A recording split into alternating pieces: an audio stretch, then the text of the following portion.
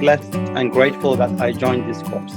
The only thing kept me on track and be able to study and achieve my targets is this course.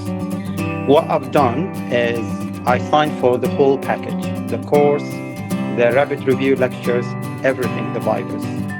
And that helped me a lot because my plan was every time I'm coming to the viva, I study as much as possible during that week, attend the rapid review, just to assess two things, the depth of my knowledge and just to assess how I'm able to answer the question. So the amount of studying I've done in practice, I wouldn't done it in any other course. I wouldn't done it in any other circumstances, because if it was only me, I wouldn't done half % of the studying I've done. So for me, it was really, really useful.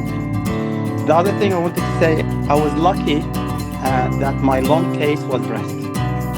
And at that minute, I knew I'm going to pass the exam, because admit halfway through the session, they were looking at me, are you a breast trainee or a colorectal trainee?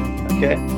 Because I was very comfortable answering all the questions, even with the references, with the guidance and everything. And I would like to say to Mina, thank you very much for that. But for me, this course, I highly recommend it. And to be honest with you, one of my main elements or main aspects that I was able to pass this exam is with the help of this course.